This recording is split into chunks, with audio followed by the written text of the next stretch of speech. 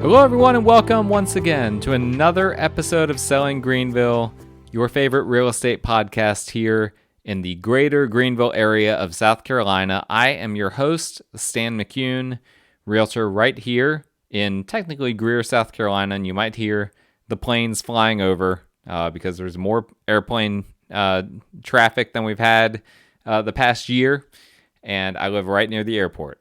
So you might hear some of that because the airport is actually, GSP Airport is in Greer, believe it or not. I know, that's heresy, but that's the way it is. It's dishonest, it's maybe a little bit deceptive, but you fly into Greer, you don't fly into Greenville. But nonetheless, I am your host, realtor right here in the Greenville area, and all of my contact information is in the show notes. Should you need me, should you need a realtor, should you want to talk about the podcast, I am always happy to do that. If I miss your call or don't immediately respond to your text, don't worry, I will get back with you. That is what I always do. That's what I'm known for. Everyone always tells me that I'm very responsive, and that's the one thing that I can promise to everyone is that I try to be as responsive as possible. You're not going to call me and find that my voicemail box is full, like a lot of other realtors. That drives me crazy. Reach out to me. I'd be happy to talk to you. As well, as I always say, please leave a rating or a review for the show. I greatly appreciate that, and it helps to get the show out to the masses. Today I'm going to be talking about a recent listing that I had, and I'm hoping that it sells this week. Not this week, next week. It is supposed to close fairly soon. We're just waiting, as always. Always waiting in real estate. We're just waiting to get to the finish line here. But as you guys know, I am a residential realtor. But as a residential realtor, sometimes I find myself in this pseudo commercial space. Because what ends up happening is in the residential space, you get some small multifamily, duplexes, triplexes, quadruplexes, and sometimes packages of those things. And really, in the commercial space is more when you start getting more into the larger multifamily deal, apartment complexes and things like that. And I recently had an interesting opportunity to list, again, we're still waiting to get to closing, but to list a package of 15 condos. Now, this is a really interesting unique situation where these are 15 condos in a community that has around 100 condos. And these condos are kind of spread out throughout the community, so they're not all in one building. And there is an HOA, there are HOA fees, and so you really don't control the exterior structures of the buildings. You really have, in essence, the interiors of the buildings, as is commonplace with condos, and you don't have any land. But these condos, they all have cash flowed very well. They've all had great rental history. And so there's a lot of things going for them. So I had this unique opportunity with this unique package to list all 15 of them as kind of one single multifamily listing. That the kind of listing that doesn't normally come up on the MLS. It's a pretty rare type of situation. And I just found it interesting. Some of the experiences that I had in dealing with that, I thought that you all would find interesting, particularly those of you who are investing in real estate here in Greenville. When I listed these, right away, I didn't hear anything, but about 24 to 48 hours after they went on the MLS, my phone started to blow up. And it really didn't stop until they went under contract. And I was getting calls from anyone and everyone. And I already knew this, but what I really learned, what was really solidified in my mind is that there is really a massive demand all through the U.S. for small investment portfolios. I was getting calls from Nevada. I was getting calls from Virginia. I was getting calls from California. I was getting calls from all over the place, people that saw this. And, it was listed for a very fair price. We had it listed for $1.185 million, $1,185,000 for 15 condos, all in fairly good shape as far as we knew. And there is just a tremendous amount of demand out there nationwide for this type of arrangement. Like I said, I was getting calls from all over the place.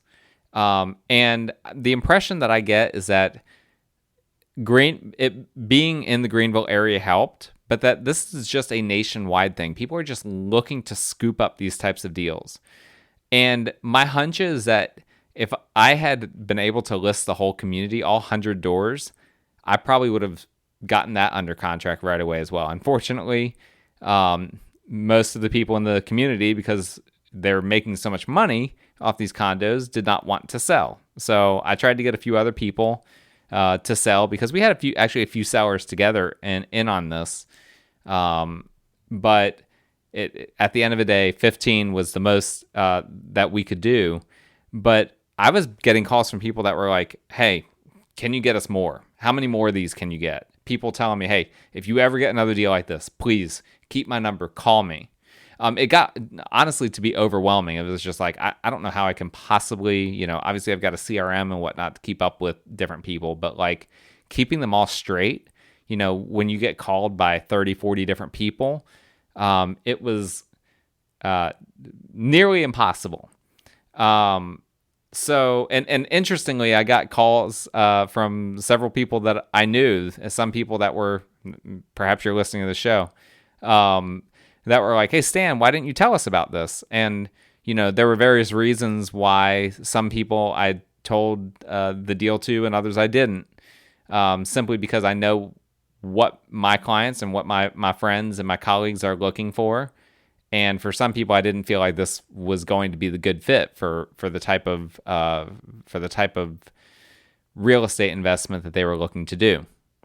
But the long story short is there is a ton of demand in the U.S. for these types of portfolios, and I think it would have sold. I think I could have listed it for dramatically more if these 15 units made up the entire community. Because the biggest complaint that I got from people was, okay, we're only going to have 15% of the community and there's an HOA. We don't have control.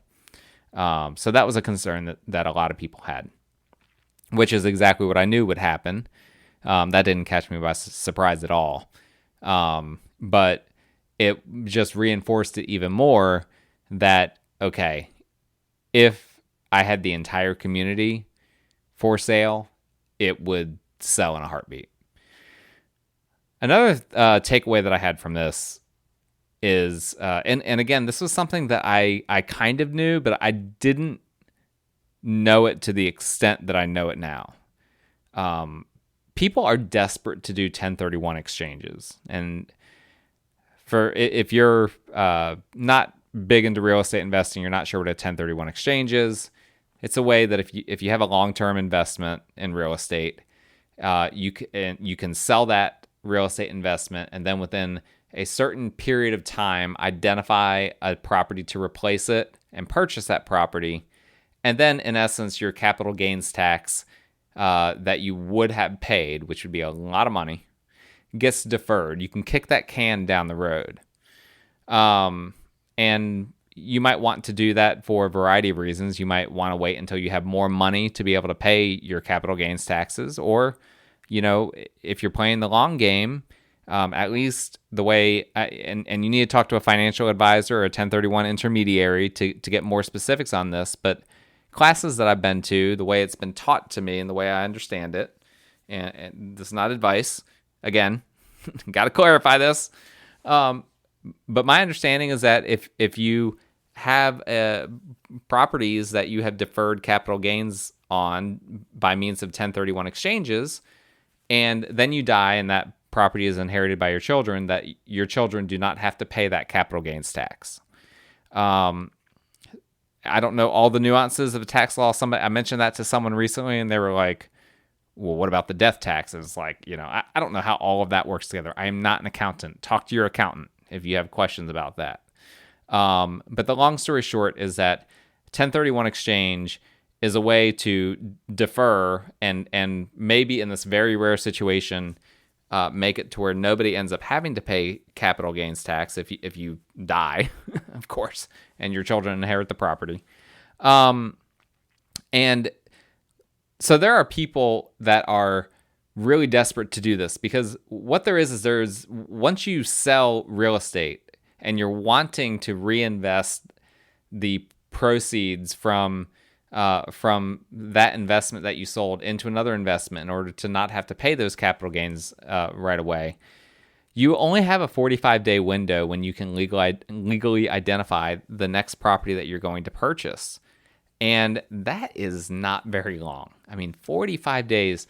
The lack of inventory right now, which we talk about, I know, ad nauseum on this podcast, but it's such a major factor in the market today.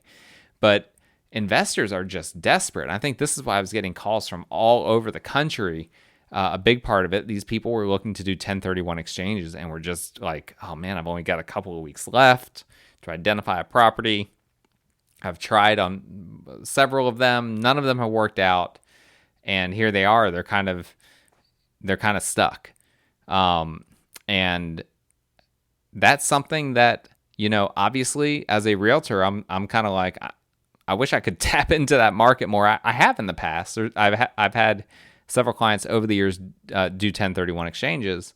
But what's interesting is how few of these people as well are being helped by a realtor. That's a fascinating part of it as well. And they're trying to go about it on their own, and that might be part of the fool's errand of it all. There are a lot of realtors out there that don't understand how a 1031 exchange works. I feel like I have a pretty good understanding of it. I've gone to classes. I'm actually in the process of potentially doing one myself with some properties that I'm selling. And so after that, I should really know how it works. But that's just something to keep in mind. Don't just go at it on your own if you're trying to do a 1031 exchange.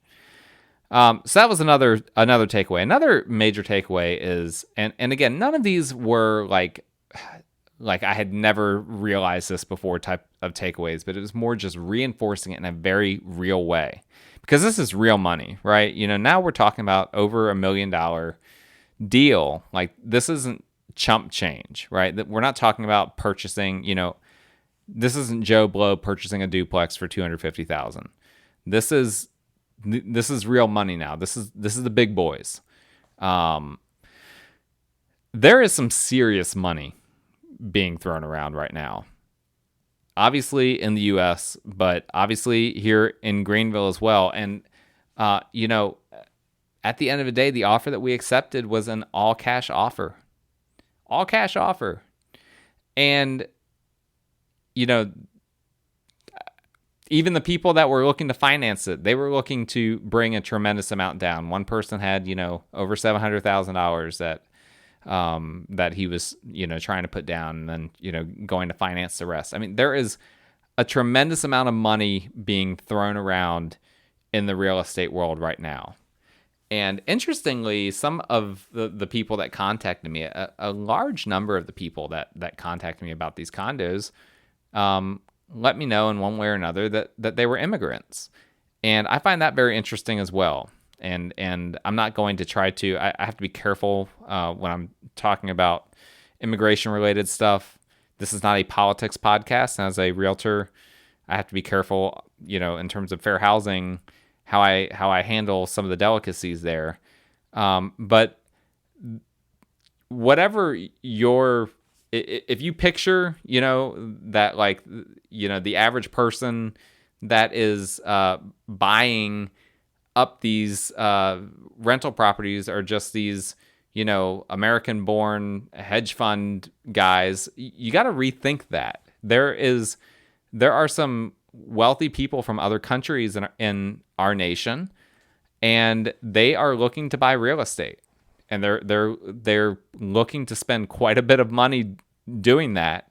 And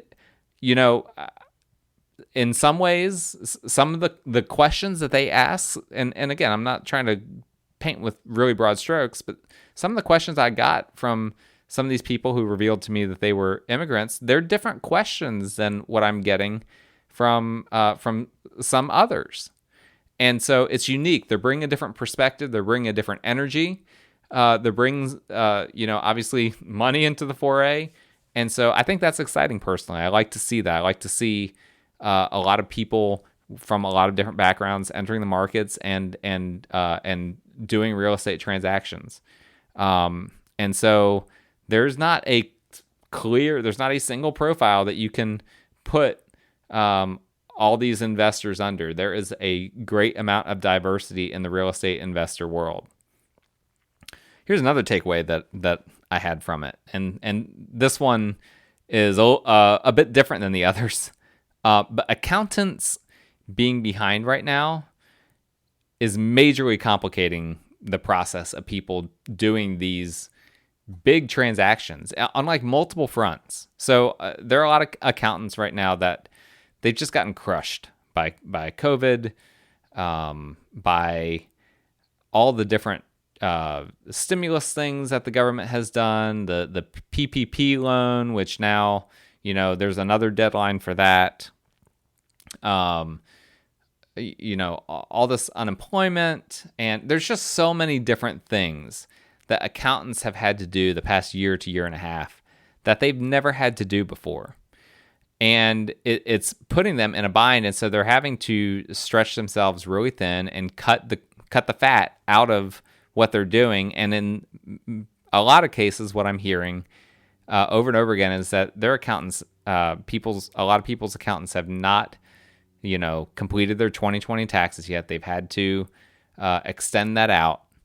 They have not completed their 2020 bookkeeping yet, and there are other things as well that aren't being done in the normal timely manner, and that's a challenge. That's a challenge with people trying to get financing on a bigger package like this. A lot of banks, they want to see those 2020 tax returns. It's a challenge for those that, in the case of some of these condos that were being sold, I didn't have all of the records firmed up. It was hard for me to get, because like I mentioned before, there are multiple sellers involved with this. It was hard for me to get all of the records, all the financial records from some of them, because some of them still didn't have their things from their accountants from 2020. And so this is a major challenge right now. And I think that my suspicion is that we're going to continue to see this for the next little bit at least, and that it's going to make it challenging for people to purchase these types of property, types of packages, as well as the people purchasing them are probably going to have to be in the dark a little bit in terms of what they're actually purchasing, because they might not have all the P&L statements. They might not have all of the financial records. Another takeaway that I had, and again, I keep saying this was not a surprise. It was just a reinforcement.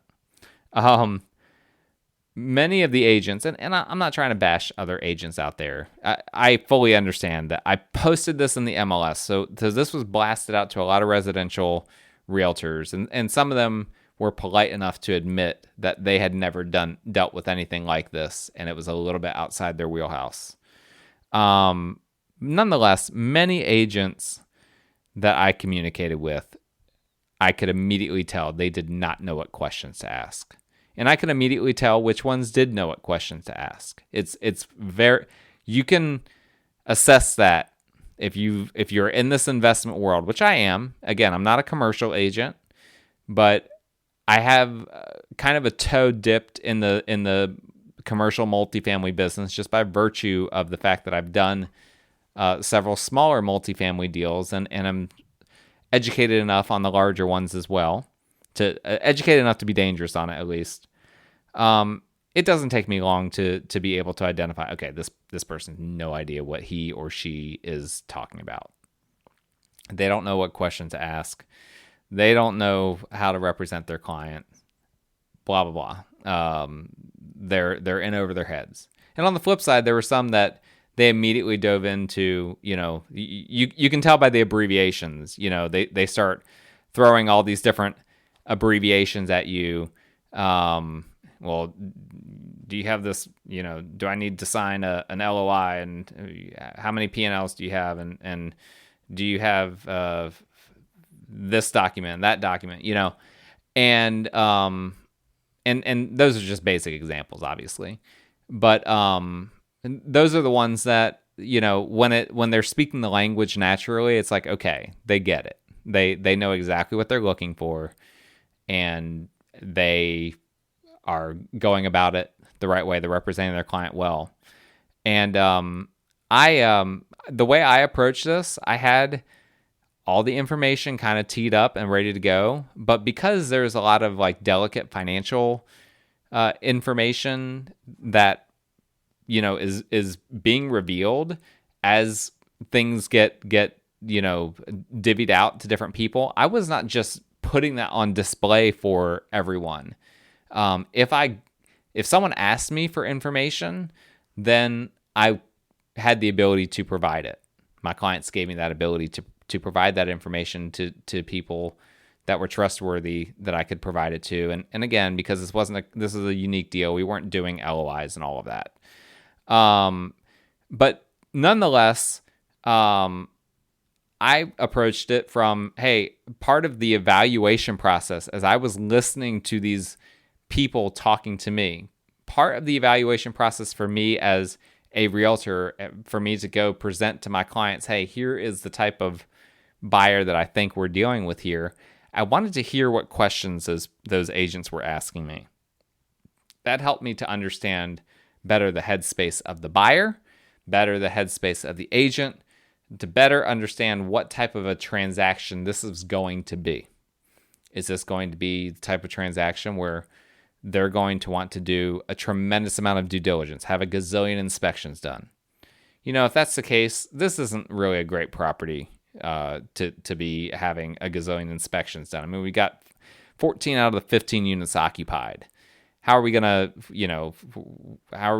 disrupt the tenants multiple times over a multi-week period? And at the end of the day, a big factor for the one that we ended up selecting was that they seemed a lot more interested in the financials and whatnot that we did provide up front, versus getting into all of the weeds on like, okay, we need a month-long due diligence period and all of these different things. The vibe that I got, and that I let my clients know at the end of the day, they have to make the decision, was, okay, this seems like someone that understands what they're doing. They understand that the finances work, and that doing, a ridiculous due diligence period really isn't necessary at the end of the day, because they're looking at it more from a numbers perspective than needing to get into the weeds on like, is there a leaky faucet in some of these? Is there a tenant that has an extra person staying in his or her unit that we didn't know about? They weren't interested in that. They were looking at it more from a money perspective. And that was the type of client that we were hoping to get. That was the type of buyer we were hoping to get. I think we got it at the end of the day. But you can assess that, and I was able to assess that in the moment, gauging the questions and gauging the types of reactions that I was getting as people were contacting me. So a very unique experience. I don't know if I'll ever do something like this again. I hope I do, because I've enjoyed it. I think it was a fun experience. It was very demanding. We went about this the right way, doing it as more of a residential deal. We had seller's disclosures and whatnot on every single unit. I had a lot of paperwork to do, a tremendous amount of paperwork in order to get this to be MLS compliant, and in order to get this, to be compliant with C. Dan Joyner, my firm that I'm currently with, and all of that. It was a lot of work, but it's been worth it. And hopefully at some point here in the future, I will be able to do something else like this, because I can see now there is a massive market out there that's just salivating over this type of deal. And a lot of times these types of deals go off market. And I think I have now been able to demonstrate that there's a way that you can go about it by doing it on market as well. That can be a good way to go about it. That doesn't merely have to be an off-market type of transaction. So if you're looking at selling off a package of units, single-family, condos, multifamily, whatever it is, let me know. I'll be honest with you if I think I can help you or not. I'll be honest with you if the types of prices that you're looking to get, if those are realistic or not. That's just, I'm a straight shooter, but I'd love the opportunity to at least talk to you about it. And if you have any other questions, all of my contact information is in the show notes. As always, please leave the show a rating and a review. And I hope you guys have some happy investing yourself and a good rest of the week.